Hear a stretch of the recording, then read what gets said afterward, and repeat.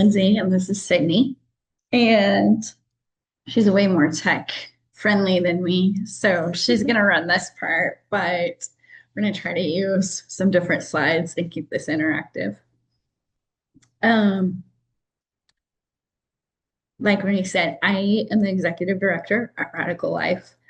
Before that, I was a teacher. I taught English to high school students, creative writing and learning, reading recovery, and learning labs for language. And I always told my students, find the book you want to read, right? That will foster your love for reading. But if you don't find the book you want to read, you'll have to write the book you want to read. And so um, we kind of took that mentality with Radical Life and that approach with Radical Life. We couldn't find a program that would help our families, that we were the foster parents to their kiddos. It was really hard to find support that was accessible and felt comfortable for them. Um, and so we were like, let's build it ourselves. So that's how Radical Life came to be. And in doing so, we started out with our whole mission and vision to be about helping families get their kids out of foster care. It quickly warped into a lot more than just that. When we look at the number one reason why kids were going into foster care, it had to do with poverty. And there wasn't a lot of options available on how to address poverty. You know, I'm a teacher and I want curriculum and I want something that's research based and I don't want to reinvent the wheel. But the programs that we looked around and researched, looking at what other agencies or churches or businesses were using to address poverty, we couldn't find something that was working. And then we were introduced to Ruby Payne's work, and we learned about a curriculum called Getting Ahead and it's Just Getting by World.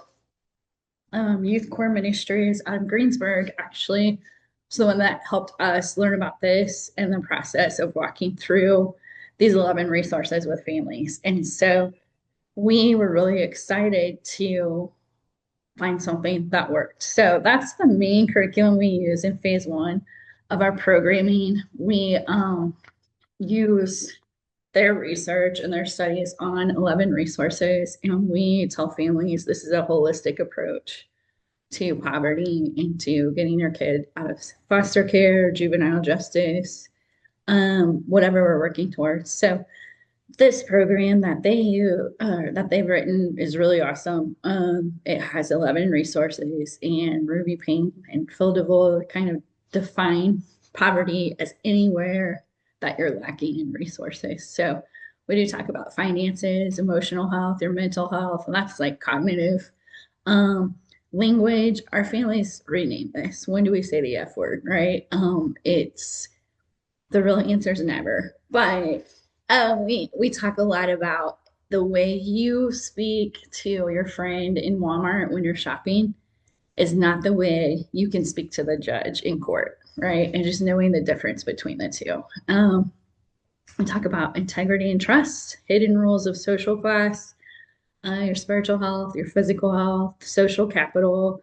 This is really your support systems that are in place around you. Relationships and role models, and motivation and persistence. So kind of compare it to in Lyon County, and I know in lots of places around Kansas, we have so many really, really great services. But you don't call SOS until after your boyfriend beats you up, right? Or you don't get a CASA, which is a really cool job. I saw someone on here as like CASA, like you don't get a CASA until your kids have been removed from your home. Like it's reactionary, it's necessary. Unfortunately, it's needed. But what if we could do something before the bottom dropped out? And so we found with this approach in addressing these resource areas, we can put a barricade at the top of a cliff instead of a hospital at the bottom to treat the fallen and hopefully lighten the load for the other agencies that are doing that, reactive help and support for after the bottom drops out for families. Oh, just joking. So, yeah. Yes, and we will be doing this for 5 years in March, so it's crazy that we've already been doing this for that long, and we just started with our eighth group actually. And so we're really excited about that. They started on January 12th, so just a couple of Mondays ago, a big part of our program. We do this work through meeting on Monday evenings, and that is where really a lot of the groundwork happens with our families. We have classes that they all come to. We start off with the family style dinner just because if you feed the people, they will come, but also if we're taking a weeknight of theirs, we want to feed them. And so that's where our program happens. Adults have classes they go to, kids have classes they go to, and families are referred either through word of mouth or just through different agencies that know about what we do and send referrals once our referral window is open. The biggest thing that we see with our program is the necessity for buy-in. We do not We've had to kind of fight hard on this, but we don't want any agency to require our program for their clients or anyone that they're working with, because if that buy-in's not there, families aren't going to stick around, and they're not going to make the incredible changes that so many of our families make because that buy-in's not there. You feel obligated to be here. So we don't want our families to experience that. So that is definitely something that we see when working with our families. Another big part Phase one is the 11 resources, and then what phase two and three in childcare looks like. Yes. Yeah, so phase one, that is really those 11 resources that Lindsay shared. That is where we dig into those. It really is just talking about what is financial health and how does financial health show up in my life. After we study each topic, after we learn about each topic, families take a self-assessment. So they literally grade themselves on how they're doing in those areas. And by the end of phase one, which is about 6 months, they have a graduation ceremony just because we want to honor them in their hard work. Our program is not easy work. And after graduation, we typically have about half of the group that starts off in phase one finishes through to graduation because it's not easy. Life happens, we see all sorts of different scenarios. And so that graduation, we celebrate them. And then after graduation, they can choose to stick around for phases 2 and 3. And we see usually about 60 to 70% of graduates stick around for those. And the difference between phase one and phases 2 and 3 is really that this is where we bring in different community partners, different individuals to teach on these topics. So we assess the group as a whole, all of our graduates, to see what areas they all want to grow in, what areas they're all struggling in. If they're all struggling in their financial health, we bring in a banker to teach them how to create a savings account, how to actually add to a savings account, how to make a budget. It's a lot more of the practical hands-on, because phase one is really a lot of information overload, but it's great stuff. But then phase two, we're really applying that. And phase 3 is also the same, except again, phase 2 is about that 6 months of consistent attendance and, them continuing to make gains. And then once they hit that phase 3 mark of doing those things, we pair them with what's called a learning friend. And this is essentially just a community member who wants to just walk alongside our families. It's a way to build that social capital, is one of the resources we talk about. And this is done through our learning friends attending once a month. On Monday nights, they attend dinner with the leader of ours, one of our families that they're paired with, and then they attend class with them. That's really just for our families to have someone else in their corner, building that social capital, someone else to lean on. And also another part of our Monday evenings is our childcare programming. We have childcare for kids 12 and under, so families don't have to worry about daycare when coming on Monday nights. And we really try to make that effective time for the kids. We want them to have fun. We want them to learn here as well. And so we do social emotional lessons with our kids, toddler and up. So just learning those basic big feelings for the toddlers, because toddlers have a lot of big feelings and we need to learn how to navigate and process those. And also for our older kids, doing that similar, but also just really focusing on how we react when we're mad. A lot of that equipping them just as they're growing, and because it's hard being an elementary kid and a teenager. You have so many big feelings. So really just equipping them to navigate that, and also just being really intentional with the volunteers we have around them, really longing to have safe volunteers around our kids and our adults. And kind of transitioning into this topic of community engagement, we are primarily volunteer run, honestly. We have so many incredible volunteers who serve on our meal team, who help with childcare, who teach our classes. And this is really big for our families because they see so many people who put Monday nights at Radical Life as a priority which makes our families feel very seen, valued, heard, and loved. That is a longing that we all have. We want to know that we're seen and cared for. And so that is the big reason we have our families come, or our volunteers be so involved on Monday nights through teaching, through helping the logistics of it, because yeah, that's just very impactful for our families to see. And going into some stats, because I know there's always some numbers people in a group. I'm not going to read every single one, but these really just show that our program is working. And we're really excited to get to share these. A few things I do just want to make note of. We've seen a lot of debt reduction, that $108,000 in debt paid off. This is not what we think of when we think of debt, not paying off houses or not, increased income so you can pay off more debt. It's often showing up and doing what they're saying they're going to do. So showing up to work more. And an example that we see a lot is a lot of our families don't have good social capital. They don't have a lot of people to lean on. So if their kids' daycare is closed due to sickness, due to lice, they had to take off work and then they were not able to show up. Well, a lot of times our families just wouldn't show up to work. They wouldn't say why they couldn't. And so that is once our families gain stability, they have more people in their corner. They have people that they can lean on during those times of daycare shutting down. So they're able to show up to work more and they're able to practice that communication of like, hey, I will not be at work today. I am sick. My child is sick. Or having people to help them out during those times. So that's something that we really, it's awesome to see our families grow in that integrity and trust, doing what you say you're going to do, showing up when you say you're going to. But we also have these other stats that we are really excited to just note and share with you all.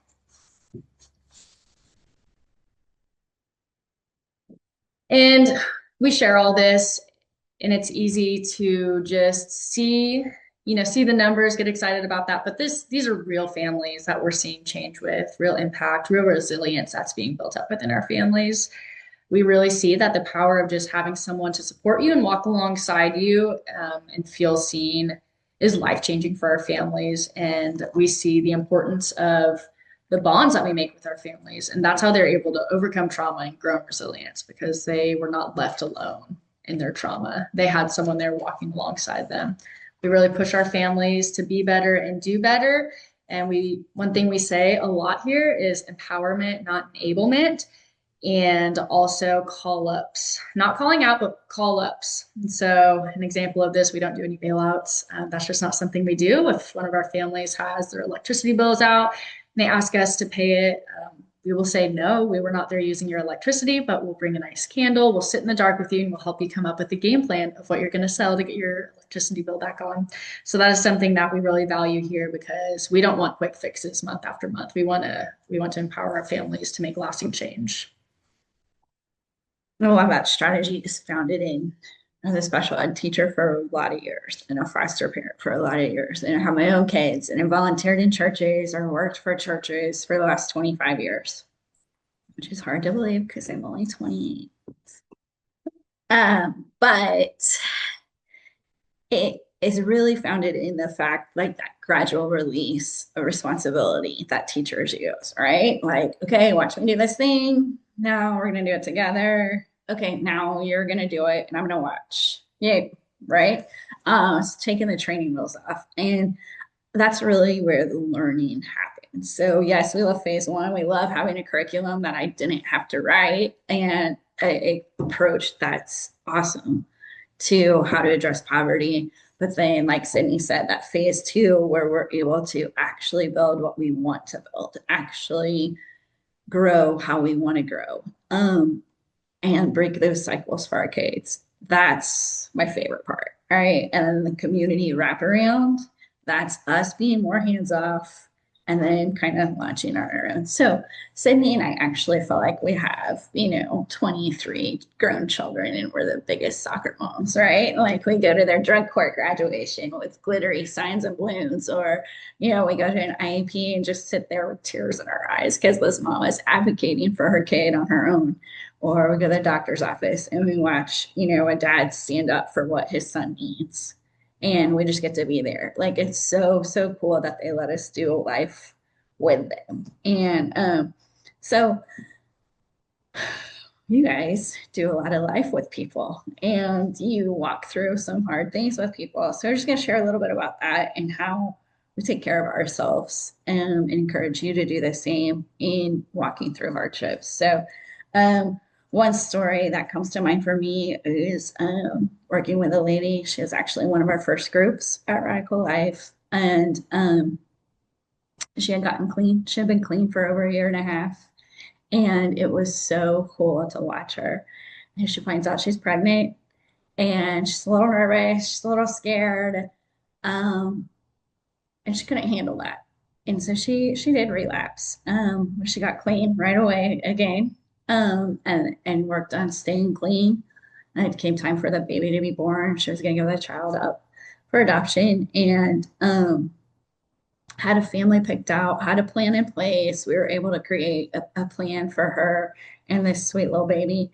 And during delivery, right after delivery, the complications from her relapse, were really what caused this baby to pass away eventually. And she knew that, and the doctors knew that, and she was devastated, right? Like the brokenness that she felt, you walk into the room and you felt it too. And so I just remember being in the hospital with her, and she was like, they're going to release me today or tomorrow. I don't know what's going to happen next. I ruined everything, and all she wants to do is get high because that's the easiest thing. And that's what she knows. And he's comforting to her. And she's like, can you please stay with me? Can you stay here? Because I'm going to use when I go. Um, but I did. Like I crawled up in the hospital bed and laid with her for a while, right? And it was heavy and it was hard and it was horrible, but all she needed was my time. I didn't have any magic words in that moment because what do you even say? I couldn't fix anything because I couldn't fix anything. But giving her my time and my attention, driving her home from the hospital because her mom was too high, uh, like those things matter. Oh, just sitting in the muck and the mire with people. Um, a lot of times I ask families, like, what would it be like to not feel stuck anymore? What would it be like to have a little freedom? And a lot of times it's too hard to even imagine.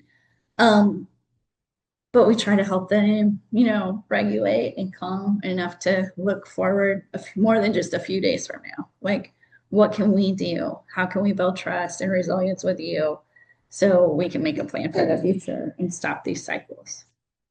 Yeah. Yeah, we have, multiple stories like the one Lindsay shared, but with our families who have endured such high trauma and such high chronic stress for so long of their life, even just things that we may not see as such a big deal are big deals for them. I mean, like she mentioned, sitting with families and IEPs, teaching them how to advocate, sitting with them in WIC or DCF, filling out applications for hours that are so confusing, helping them navigate setting up bank accounts, apply for birth certificates, all these things that may not seem super heavy for us can be so heavy for them. And so again and again, we just see the power and beauty of showing up for our families. But like Lindsay mentioned, I can still be heavy. These things add up over time. So one thing I always say is you can't sit in brokenness with someone and never get cut by those pieces, right?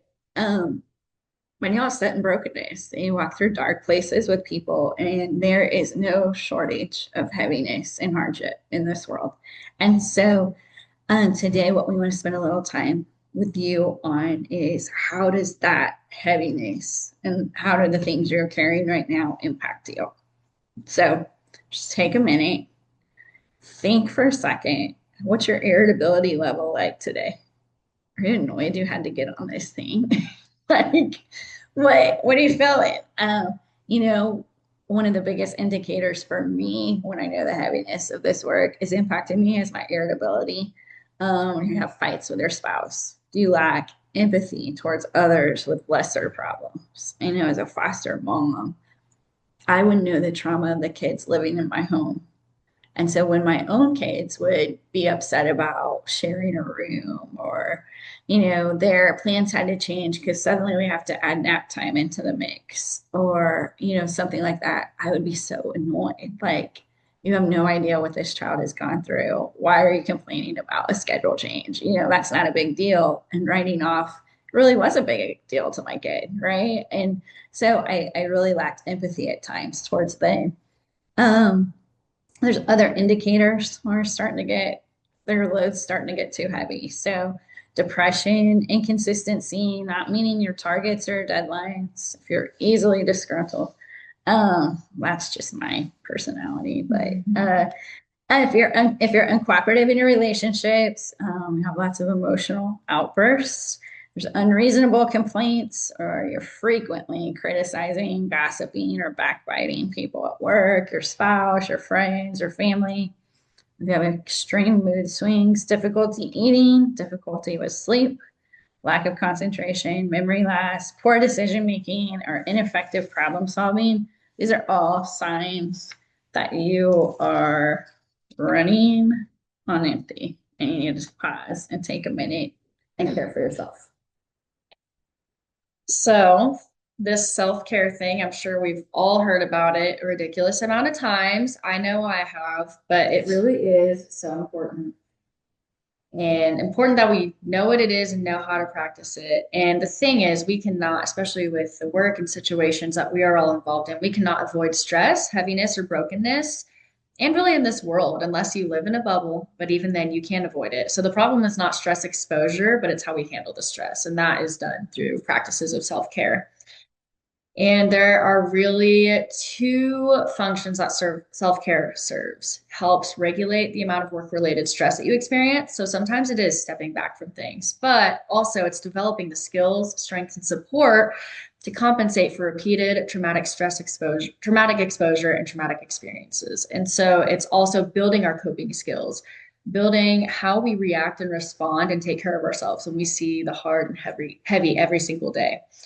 On the bottom, there are these areas of self care. And so those can look different. Maybe you're rocking your self care in your personal life and in your physical life, but maybe your emotional and spiritual are really lacking, or whatever that looks like for you. These are six different areas where we can practice self care. And likely we're going to do better at some than we do at others.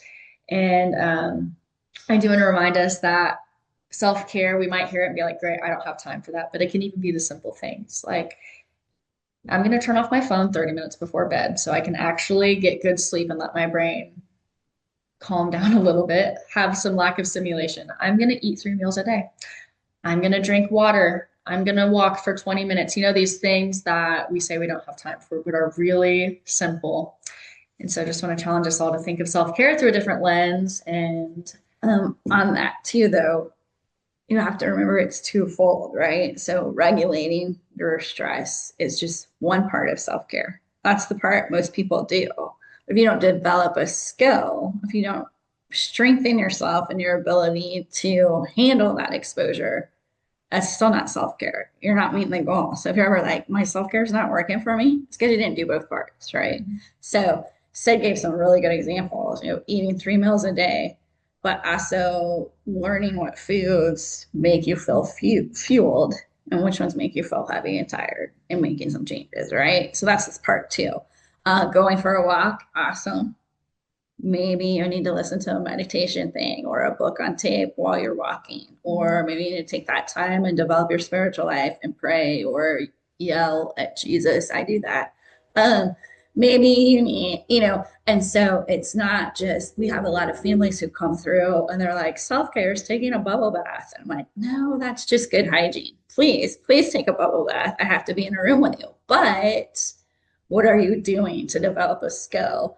So one of the ladies in our program says now she'll take a bubble bath, but then she also bought this thing to give herself a pedicure. So she's not spending money, she's saving money, she's giving herself a pedicure while she's in the tub, right? Seems like too much work for me, but she's meeting both of those things. She's doing both of those things. So remember, true self-care has two functions, not just regulation of our stress, but it's also the development of a skill or strengthening what we already have, the skill we already have, building that up to help us in handling and combating stress when we go back into the situation. Like Sid said, there's no shortage of stress in our lives. So this is one activity that we do with our families here at Radical Life, and we kind of snagged this from the Family Peace Initiative out of Topeka. I was lucky enough to be trained by them on what they do with batterers intervention programs, but then also just processes for emotional regulation and how we treat the messages or the voices or the words we hear in our head about ourselves. And so this is a really cool activity that we wanted to just spend some time with you doing today. It's real fast, but it gets pretty deep pretty quick. So for a second, I just want you to think of a person that showed up for you during this difficult season in your life, a time that you were going through something really, really hard. And you can think back and back and back to your childhood, when you were in college, something that happened. Maybe you lost a loved one. Maybe you had a family member die and it was unexpected, or it was expected, but it was still really hard. A time when the bottom dropped out. I want you to think of a person who showed up for you at that time. I want you to think of what they did and what those actions that they did said to you. Okay. So they maybe have been there for a long time. Maybe they became your best friend, or maybe they were just there during that season of hardship. But think of somebody that showed up for you and what that meant to you. And we'll go over this. Sydney's going to share her story, and then I'll share mine, and then we'll ask you guys to think of yours. Yes, so mine is when I was younger, my parents got divorced, and there was just a lot of instability for us for a little bit. We were both living at separate houses, obviously, but with family members because we couldn't afford to live on our own. And I just remember, you're a kid, you don't really think much of it, but it was a confusing time for me. So my person that showed up for me a lot was my grandma because we were living with her. And my parents were busy, had a lot going on, lots of stress. So I didn't get good quality time with them, but my grandma made quality time for me, which meant a lot to me. So her action was that she prioritized time with me when my parents weren't present. She just found ways to have fun with me and connect with me. And the message that that left me with was that I am valuable and worthy of her time. Thanks, Sid. So, Sid shared a story from when she was younger. Some people, it's hard to think back that far. I'm going to share a story when I was older. I'm only 28, but I'm lying. I'm not. But when I was 23, I had a miscarriage, and it was a really, really late miscarriage. And I'd never had that. I never walked through that. No one in my family had walked through that. And it devastated me. And, I was 16 weeks pregnant and really excited about this baby. And I lost it. And I thought, oh my gosh, I did something wrong. I didn't know what, all the things go through your head. And I remember it was hard for me to get out of bed. Even, I spent almost an entire week in bed. I was so upset. And my friend Adelia, she was a good friend to me, and she still is. She had also experienced miscarriage. And so Adelia is a very fancy lady, and she doesn't go to Walmart in her pajamas. She always is put together. Her hair is always done. Her makeup is always done. And she lives 40 minutes away from me. And so she got up in the morning, she got dressed, she did her hair, did her makeup, and she drove 40 minutes to my house. And my husband would go to work and she would, send him off. And then she would go right to the bathroom and put her pajamas on, pull her hair back, take her makeup off, and come get in bed with me. She literally laid in bed with me for an entire week. And when I ate, she ate. When I went to the bathroom, she'd go to the bathroom. Like it was okay, not on the same toilet at the same time, but you get the idea. Like she literally was just with me. She didn't talk to me. She didn't try to fix anything. She did not want me to be alone in my sad sorrow, brokenness, right? And she knew what it meant to have someone sit with you in that. So she did that for me. And I think back, her doing that allowed me to sit with one of our ladies in the hospital and not be afraid of the brokenness and the darkness and not feel like I had to have the answer or know how to help her. I just had to be there. And so that message that Adelia gave me was that I matter, that I'm worthy, I'm so loved. Who does that every day for a week? And then when Chad would get home from work, she would go back in the bathroom. She'd put her clothes on, she'd put her makeup on, she'd do her hair because God forbid she'd be in her car to drive home without being put together. And she'd drive home every day for a week. And so that really imparted on me what love is and what we can do for others, even though she will tell you she didn't do much. To me, she did everything. So we want to have you guys take some time and unmute your microphones. And if you're willing, we would love to have some of you share. Think of somebody who showed up for you, what they did, and you're just gonna say their role. You don't have to say it could be husband, it could be teacher, it could be coach. And Sydney will type this in, and then what they did for you, how they showed up for you, what actions they took, and then what that message said. So I'll tell you, Adelia never looked at me and said, Lindsay, you matter. Lindsay, you're worthy. Lindsay, I love you. She still doesn't say she loves me. And that's just not how she is. But let me tell you, that woman would give me her kidney, and I know it, right? Like her action said that to me. So think of a time somebody showed up for you. And if you're willing, we'd love to have you share. I can go. It was my mom and sister. This was actually recently. I had to disrupt a placement that was with me just because it just wasn't working out. And I felt absolutely gutted by it because you want to be a safe place. You want to be the consistent safe place. But it was affecting the placement I already have. And then I'm a single mom as well. So I didn't truly have the capacity. And I had to wrestle with that. And so I called my mom and my sister and I was like, am I doing the right thing? Like I'll suffer so that they can be safe. And they were like, well, but you're their person. So if you're not well, how can they also continue to be well? How can they do that? And so um, they just really acknowledged the hard that I was feeling and just supported me through that. And I mean, truly, it was the right decision. Doesn't mean that it was the easy decision, but yeah, the message I guess I got back from that is that I don't know that I can do hard things and make the right decision even when it's hard, and that I have the community and support to see that in me, I guess. Thank you so much for sharing. Mhm.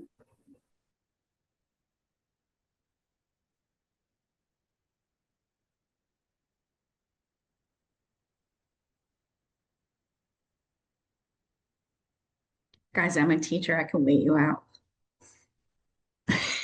I'm just kidding. Is there anyone else that wants to share? I'll share. Um, I am a single mom, and my son has pretty significant ASD. And I also have a daughter who is 5 years younger than my son, and she was born at 25 weeks and we just have a whole hodgepodge of things going on at my house. And my son, we had got a new BCBA, and we probably knew her for about maybe 2 months, and it was winter of like 2 years ago. And both my kids were really, really sick, like puking, not at school, for 2, 3 weeks on. I mean, it was terrible. And finally, towards the end of their sicknesses, I finally had caught what they had. And I went down and out, and like literally, I was so sick, like couldn't get out of bed, couldn't take care of my kids, couldn't use my phone. And my kids were able to call this girl, this BCBA of ours, who we had just met pretty much, and she drove for over an hour, came to my house and banged on my door. Yeah, and took care of my kids, got them dinner, got everything squared away, got my mom called, just totally saved the day. Totally saved the day. She has showed up in so many ways for us that it's she's incredible. And what did that message, what did her showing up, what did that convey to you?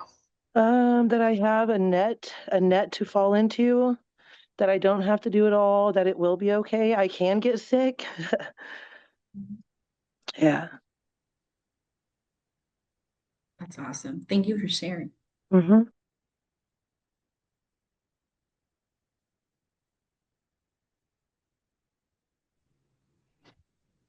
I can share as well. Uh, how many years ago was it? Probably 7 years ago. My husband lost his job. The first few days, of course, we're trying to figure out what's going to happen, what the next step is. I felt like I had to be strong for him, for my kids. He left to go do an interview out of town, and I my kids were at school, and I kind of just, I mean, I let myself fall apart, and so I texted some friends. Three of my friends came over that afternoon and just kind of sat with me, talked with me, loved on me.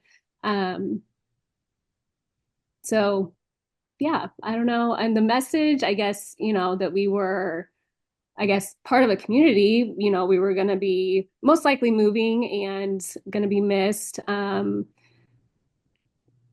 That, hmm, I don't know. Yeah, we were valued in that community. And they prayed with us. We ended up actually finding a really great community when we moved, and so that was positive.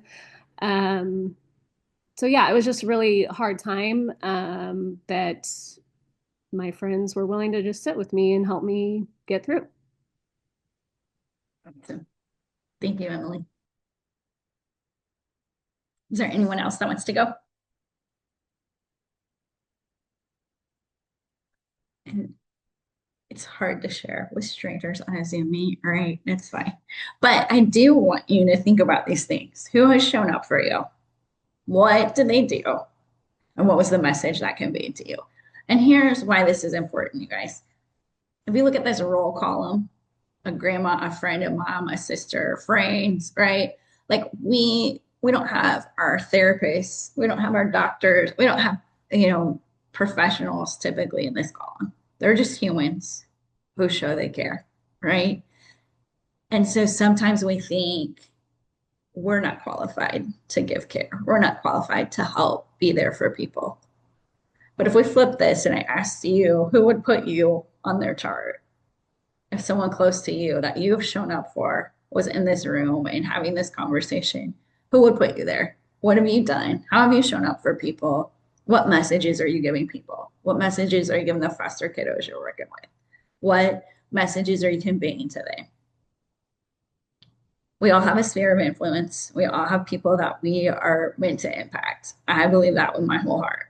And so I think it's really important for us as we're reflecting on who's shown up for us, what that's taught us, the message it's given us, and how we can take that going forward with our own kids, with our foster kids we're working with, our families that we're working with.